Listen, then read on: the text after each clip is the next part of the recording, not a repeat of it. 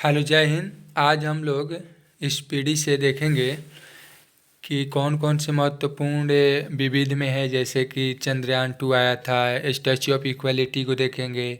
आगामी लक्ष्य जो सरकार की आगे की लक्ष्य क्या है, लक्ष्य क्या है, यूनिटी के बारे में देखेंगे। और किसान रेल कौन कौन कब कब कहाँ से कहाँ तक चली।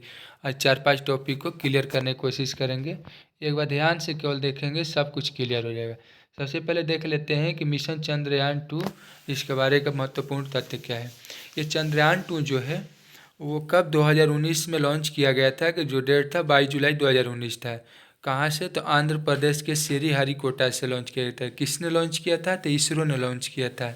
और वो जो लॉन्च करने वाला रॉकेट कौन था? तो GSLV Mark 3, जिसको बाहुबली के नाम से जाना जाता है। यहाँ देखिए लिखा भी गया है कि GSLV Mark 3, जिसको बाहुबली, जैसे लिखने के लिए बाहुबली इसको कहा जाता था, इसी के द्वारा इसरो के द्वारा 22 जुलाई 2019 को आंध्र प्रदेश के श्रीहरिकोटा से चंद्रयान 2 को लॉन्च किया गया। चंद्रयान 2 के 3 पार्ट थे। एक था ऑर्बिटर, एक था लैंडर, एक था रोवर। याद करने के लिए, ऑर्बिट में घूमेगा तो एक ऑर्बिटर होना चाहिए।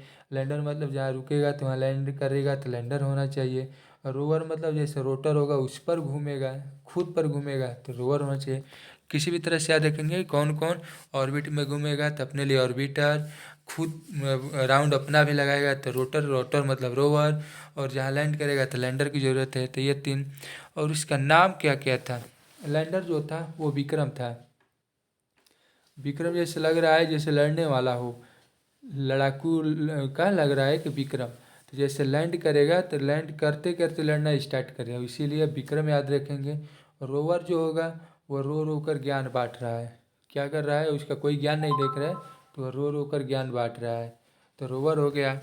और फिर विक्रम लैंडर और रोवर प्रज्ञान हो गया। अब आगे देख लेते हैं। फिर चंद्रयान 2 लॉन्च के समय इसरो के अध्यक्ष के सिवान थे, जो कि अब सोमनाथ हैं। अब वो पहले के सिवान थे, अभी सोमनाथ जी हैं, अब पहले सिवान थे। लागत है 978 करोड़। और इसका प्रोजेक्ट डायरेक्टर जो थे ना, ये महिला थी। महिला प्रोजेक्ट डायरेक्टर कौन थी? वनिता थी और ऋतु करिगल थी। वनिता और ऋतु करिगल, ये हम लोग देख लिए। एक बार फिर से इसका रिपीट कर लेते हैं। सबसे पहले देखिए 2019 में श्रीहरिकोटा से इसरो द्वारा आंध्र प्रदेश के श्रीहरिकोटा से 22 जुलाई का लॉन्च हुआ था। जिस रॉकेट पर लॉन्च हुआ था उसका नाम था GSLV Mark 3, जिसको बाहुबली के नाम से भी जाना जाता है। इसमें 3 पार्ट थे, ऑर्बिटर था, लैंडर था और एक रोवर था। और लैंडर का नाम विक्रम था, रोवर का नाम प्रज्ञान था। लैंडर मतलब लैंड करते ही विक्रम की तरह एकदम लड़ने लगा, और रोवर मतलब रो रो कर ज्ञान बांटने लगा। शिवान जी थे उस समय। चलिए आगे देख लेते हैं। स्टैच्यू ऑफ इक्वलिटी, जो कि अभी रामानुजाचार्य के लिए बना था, वो देख लेते हैं। स्टैच्यू इक्वलिटी प्रधानमंत्री नरेंद्र मोदी ने 5 फरवरी 2022 को संत रवि रामानुजाचार्य की 1000वीं जयंती पर, यह पूछ सकता है कौन सी जयंती? तो 1000वीं जयंती किसकी? रामानुजाचार्य। 5 फरवरी 2022 को कहाँ पर? हैदराबाद के तेलंगाना में। हैदराबाद के तेलंगाना में शमशाबाद के पास मुंचितल में 216 फीट। याद कैसे रखेंगे हम लोग? 216 फीट मतलब 16 का स्क्वायर हम लोग याद रखेंगे माइंड में। 16 का स्क्वायर याद रखेंगे तो 256 होता है ना, लेकिन 216 फीट होना चाहिए। मतलब 16 के आगे इधर 2, कहते हैं ना 16 बरस की उम्र में बहुत ज़्यादा वो काम कर दिया। 18 बरस के तो 2 और 16 18, कैसे भी करके याद रखेंगे हमको। 216 फीट 68.5 मीटर इसको कहेंगे। अब आगे कर देते हैं। दूसरी सबसे बड़ी प्रतिमा हो गई, विश्व की दूसरी सबसे बड़ी प्रतिमा। पहली कौन थी? हमारे यहाँ स्टैच्यू ऑफ, जो कि सरदार वल्लभ भाई पटेल के लिए यूनिटी है, और ये स्टैच्यू ऑफ इक्वलिटी है। आगे कहते हैं स्टैच्यू ऑफ इक्वलिटी संत रामानुजाचार्य की प्रतिमा है। यह प्रतिमा श्री चीना जीयर स्वामी आश्रम के परिसर में भद्रा वेदी नाम की 54 फीट ऊंची बेस बिल्डिंग पर स्थापित की है। यह बेस बिल्डिंग है, बेस जितना है लेकिन उसकी लंबाई जो है 216 फीट है। चलिए आगे देख लेते हैं। स्टैच्यू ऑफ इक्वलिटी 5 प्रकार की धातुओं से बनाई गई है। 5 प्रकार की धातुओं से, इसमें कुल 1000 करोड़। याद कैसे रखेंगे? तो वही 1000 जयंती है और 1000 करोड़ है। बैठी हुई मुद्रा में विश्व की सबसे ऊंची प्रतिमा थाईलैंड में स्थित बुद्ध की प्रतिमा है। जो बैठी हुई प्रतिमा, ये खड़ी हुई प्रतिमा और बैठी हुई प्रतिमा थे। खड़ी हुई में, बैठी हुई में थाईलैंड में भगवान बुद्ध की है। चलिए ये भी देख लेते हैं एक बार, इसको भी वो कर लेते हैं रिवीजन के तौर पर। सबसे पहले देख लेते हैं स्टैच्यू ऑफ यूनिटी कहाँ है। तो हैदराबाद के तेलंगाना में, शमशाबाद के पास मुंचितल में है। 216 फीट के ऊंचाई है इसकी, दूसरी विश्व की सबसे दूसरी बड़ी है। स्टैच्यू ऑफ इक्वलिटी किसकी है? श्री रामानुजाचार्य की है। ये कब अनावरण किया? 5 फरवरी 2022 को। किसने किया? नरेंद्र मोदी जी ने किया। कब? 1000वीं जयंती पे किया। 1000 रुपया लगा। और सबसे बड़ी बैठी हुई इस भगवान बुद्ध की है प्रतिमा। चलिए आगे देख लेते, थाईलैंड में है वो भी। आगे देख लेते हैं कि जो भारत सरकार है ना, अपना लक्ष्य कब कब टारगेट की है, क्या करने के लिए। सबसे पहले कालाजार को पूरी तरह समाप्त करने के लिए, कालाजार एक बीमारी है, उसको पूरी तरह से समाप्त करने के लिए 2023, हम लोग कहते हैं ना कि बीमारी जल्द से जल्द ख़त्म हो जाए तो बढ़िया रहता है। तो आगे 2023 आने वाला है, तो बीमारी 2023 कालाजार। ये एक और ट्रिक याद है, ऐसे देखेंगे काला का लिए ला को देखेंगे, ला को देखेंगे माइंड में फिट करेंगे, ला इसे लिखा है, इसको ऐसे उलट देंगे तो ऐसे लगेगा, लगता है 2023 हो गया। चलिए आगे देख लेते हैं। सभी पूर्वोत्तर राज्यों में, राजधानियों में रेल नेटवर्क से जोड़ना है। कहते हैं ना रेल नेटवर्क से भी जल्दी ही जोड़ना होगा, सभी राजधानियों को जल्दी ही जोड़ना होगा रेल नेटवर्क से, इसलिए अगले साल ही जोड़ेगा, मतलब 2023 तक ही करना। दिल्ली मुंबई एक्सप्रेसों को पूरा करने का अलग चलना भी है, जल्दी है, रेल से जोड़ना है जल्दी है, ये भी 2023 में ही करेगा दिल्ली और मुंबई को। ब्रॉडगेज रूट्स के 100% विद्युतीकरण, अभी देख रहे हैं बहुत तेज़ी से विद्युतीकरण हो रहा है, अगले साल तक पूरा कंप्लीट करना, 2023 तक ही करने हैं। ब्रॉडगेज का भी 100% करने के लिए 2023 को ही करने हैं। उर्वरक क्षेत्र में आत्मनिर्भर बनने का लक्ष्य 2023 ही है, बस याद कैसे रखेंगे हम लोग। 5 का रिवीजन करें। कालाजार के लिए ला देखते हैं 2023 कर गया। सभी पूर्वोत्तर राजधानियों को रेल नेटवर्क से जोड़ना है, पूर्वोत्तर राजधानी। अब देखेंगे जब भारत का नक्शा बनेगा ना, तो ऐसे नक्शा होता है ना, सॉरी, अगर मान लीजिए भारत का हम लोग नक्शा ऐसे बनाएंगे, तो ऐसे होता है भारत का नक्शा, ऐसे करके होता है ना। तो हम लोग इसको देखते हैं ना, ऐसे लगता है 3 की तरह है, मतलब 3 की तरह है, मतलब 2023 ऐसे भी याद रखेंगे। यहाँ का जो पोर्शन होता है ना, यहाँ से ऐसे आता है, ऐसे नेपाल हो गया, सिक्किम हो गया, भूटान हो गया, फिर ऐसे ऊपर जाता है, फिर ऐसे करके ऐसे ऐसे नीचे ऐसे निकल जाता है, तो ये 3 की तरह लगता है, तो इसीलिए वो 23 याद रखेंगे। अब ब्रॉडगेज रूट 100% अगले साल ही कर देने हैं, उर्वरक में अगले साल ही बन जाने हैं। चलिए, कृषि में शून्य डीजल उपयोग, नवीनीकरण ऊर्जा का इस्तेमाल 2024 तक करने हैं। अब याद कैसे रखेंगे, कृषि में क्या करने हैं, डीजल को शून्य करना है, तो कृषि में ये देखेंगे ऐसे लिखा है ना, तो इसे से 4 याद रखेंगे, 4 मतलब 2024 में करने हैं हमको। और नवीनीकरण ऊर्जा मतलब अब सूरज आ रहा है, नवीनीकरण ऊर्जा होगा। किसानों की आय दोगुनी करने का पहले तो 2022 था, ये ध्यान रखेंगे, पहले 2022 में दोगुना दोगुना करेंगे। अब कह रहे हैं ना 2024 से 2 से 4 करना है, मतलब 2 से 4 मतलब दोगुना करना है, 2 से 4 करना है, ठीक है। सबके लिए आवास मुहैया भी पहले 22 था, अब 24 हो गया है। ऐसे ही याद रखेंगे, लक्ष्य अगर आय दुगना होगा तो आवास आदमी खरीद लेगा, तो इसको ऐसे भी याद रख सकते हैं, अगर आय दुगना होगा तो आवास भी खरीद लेगा, तो जब आय दुगना 24 तो हमको आवास भी 24 तक ही मिलेगा। हर घर नल से जल, स्वच्छ जल आपूर्ति का लक्ष्य कब है, तो ये है 2024 में। जब आवास बनेगा तब ना उसमें घर में नल लगाएंगे, तो पहले आवास बनाएंगे 24 में, फिर नल लगा लेंगे। सभी मतलब सड़क दुर्घटनाओं में मौत 50% कम करना है। अब भाई जब आदमी अच्छा खाएगा पिएगा, माइंड सही रहेगा, तो ऑटोमेटिक वो लक्ष्य कम हो ही जाएगा। तो जब आवास बनेगा 24 में, नल जल पहुँचेगा 24 में, तो सब कुछ 24 में ही होगा, तो लक्ष्य भी इसका भी 24% 24 में ही होगा।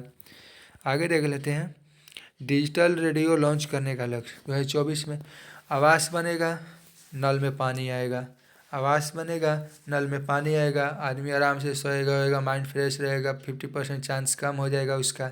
फिर आदमी आराम से रेडियो सुनेगा, डिजिटल रेडियो सुनेगा 24 में ही। अब फिर आगे देखते हैं, अब 100 नए एयरपोर्ट बनाना है, उसी से रिलेट करते हैं। आवास आएगा, पानी उसमें लगेगा, नल लगेगा, आदमी आराम करेगा, इसीलिए 50% कम हो जाएगा। फिर रेडियो सुनेगा, रेडियो सुनने के बाद सोचेगा अब चले हम लोग कहाँ, अब चलते हैं एयरपोर्ट चलते हैं। तो अगले साल एयरपोर्ट जाएगा ना, 100 नया एयरपोर्ट बनाने के लिए 2025 में। ऐसा है, 100 से याद रखेंगे कि 25 से डिवाइड, माइंड में किसी भी तरह से एडजस्ट कर लीजिए। 25 से डिवाइड करेंगे 100 मतलब 4, ऐसा समझ लेते हैं ना। 25 से डिवाइड हो रहा है मतलब 100 वाला 25 से डिवाइड हो, कभी भी पूछेंगे याद हो जाएगा आपको। चलिए, सभी गाँवों को ऑप्टिकल फाइबर बिछाने का लक्ष्य।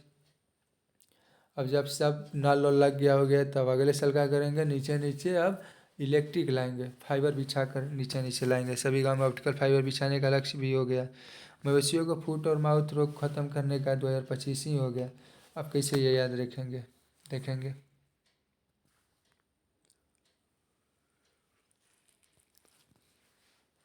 मवेशियों को फुट और माउथ रोग खत्म करने का लक्ष्य 2025 दिया है।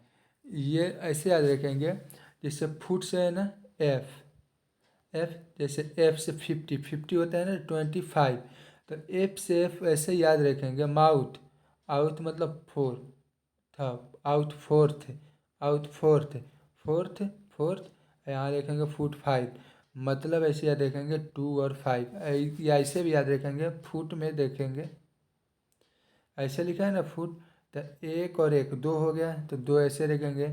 अमाउंट 1 2 3, तो 2 23, लेकिन यहाँ 25 है ना, हमको यहाँ 23 याद है। अगर मान लीजिए एक एक पॉइंट से आ रहा है तो ये 23 हो जा रहा है, लेकिन हमको कितना चाहिए,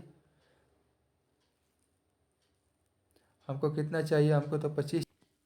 या हम लोग उसको छोड़िए, एक पॉइंट आसानी से याद रखने के लिए ये करते हैं। फुट लिखा है ना, तो फुट से 5 याद रखेंगे। 5 एफ एफ 5 तो 25 अपने आप याद रहेगा, 5 से याद आने लगेगा। फुट माउथ कहेंगे तो हमेशा आपको वही 25 याद आ जाएगा। या ऐसे कहेंगे, जब घर बन गया है नीचे नीचे तार कब बिछाएगा भाई, अगले साल बिछाएगा, मतलब कब बिछाएगा, 24 में घर बनेगा, 25 में बिछाएगा। और जैसे ही घर में तार बिछ गया तो मवेशी रख देंगे, तो उसको सारा व्यवस्था सही कर देंगे। तो ऐसे याद रखेंगे, भारत का $5 ट्रिलियन बनाने का अर्थव्यवस्था कब है, 25 में है, तो 5 है, तो यहाँ भी 5 है। इसको ऐसे याद रखेंगे। टीबी मुक्त भी 25 में ही बनाना है, टीबी मुक्त भी 25 में ही बनाना है। चलिए आगे देखें, पेट्रोल में एथेनॉल को 20% मिश्रण करने का लक्ष्य भी 25 ही है। जब कहते हैं ना अर्थव्यवस्था बढ़िया कब बनेगा, जब हम लोग सही सही व्यवस्था लाएंगे। तो एथेनॉल में 20% मिश्रण करना मतलब सही व्यवस्था करना। जब 5 ट्रिलियन व्यवस्था 25 तक बनेंगे, तो हम जब कब बनेंगे, जब 25 में ही कर देंगे, उसी समय बन जाएंगे, तो 25 ही होगा। दूध प्रसंस्करण क्षमता को दोगुना करने का लक्ष्य 2025। जब मवेशी जो है जिसका रोग सही हो जाएगा, तो दूध अपने आप सही हो जाएगा, दुगना हो जाएगा। तब फुट हो गया, फुट एफ से 5 याद आएगा 2025, और दूध भी दुगना उसी समय हो जाएगा, जैसे ही खत्म होगा उसका रोग दुगना हो जाएगा, तो 2025 ही हो जाएगा। अब आगे देख लेते हैं। हम लोग अभी अभी देखें 100 याद आ रहा है ना, 100 एयरपोर्ट, एयरपोर्ट में कब जाएंगे, जब घर बन जाएगा ना, तो अगले साल एयरपोर्ट में चल जाएंगे। तो घर कब बना था सबके लिए, 24 में बना था, 24 में बना था, तो अगले साल मतलब 25 में एयरपोर्ट जाएंगे। ठीक है। अब 100 मीट्रिक टन कोयला गैसीकरण प्राप्त करने का लक्ष्य 2023 से 2030 है। सेवा क्षेत्र में $1 ट्रिलियन निर्यात करने का लक्ष्य भी 2030 है। कुल कार्बन उत्सर्जन के 1 अरब टन की कमी 2030 ही है। विश्व की तीसरी सबसे बड़ी अर्थव्यवस्था बनने का लक्ष्य 2030 ही है। 3 है तो हाँ भी 30 है। हम लोगों ने यहाँ 5 देखा था, $5 ट्रिलियन अर्थव्यवस्था करने का लक्ष्य, इसीलिए 25।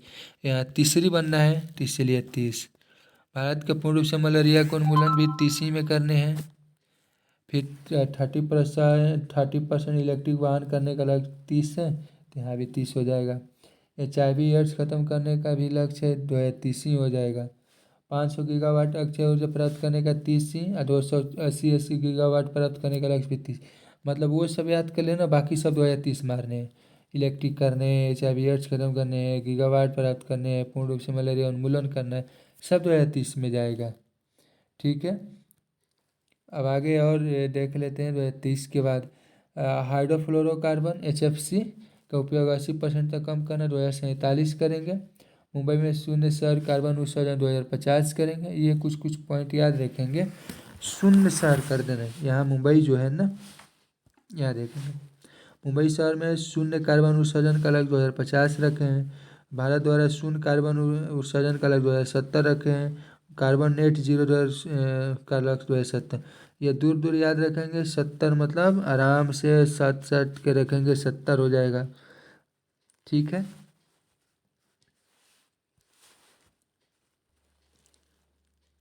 अब देख लेते हैं भारत की किसान रेल। पहली किसान रेल की शुरुआत 7 अगस्त 2020 को, मतलब कहाँ से कहाँ तक, तो महाराष्ट्र से मुंबई, महाराष्ट्र से दानापुर बिहार। ऐसा रखते हैं बिहार के बहुत सारे लोग काम करने के लिए, जैसे ही क्या कहते हैं, तो यहाँ काम करने, तो वहाँ सबसे ज़्यादा कहाँ के लोग होंगे, तो बिहार के लोग। इसीलिए सबसे पहले किसान एक तरह से कह सकते हैं कि बिहार से निकला था। और महाराष्ट्र मुंबई बहुत ही बढ़िया शहर सिटी है, तो इसलिए मुंबई तक गया था। दूसरी पहली। दूसरी गया था, अब दूसरी अब साउथ में भी घुमाना है। एक तो इधर घूम गया, एक साउथ में घुमा दो, आंध्र प्रदेश से दिल्ली तक आया, राजधानी तक लेकर आए।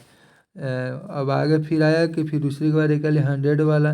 तो 100 वाला हो गया, जिससे वो महाराष्ट्र, हमेशा महाराष्ट्र, महाराष्ट्र से रिलेट रखने, कभी भी 100 हो, 1000 हो, 2000 हो, तो उसे महाराष्ट्र के नाम आना चाहिए, क्योंकि वो सबसे ज़्यादा टैक्स पेयर स्टेट में कर सकते हो जाता है।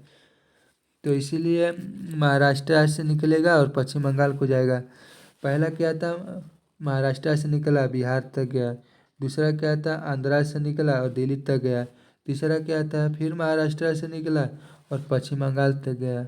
ठीक है। तो फिर चौथा कहाँ से कहाँ तक जाएगा, महाराष्ट्र से निकल कर दिल्ली तक जाएगा। इस समझ में, चौथा मतलब 1000 होगा। ठीक है।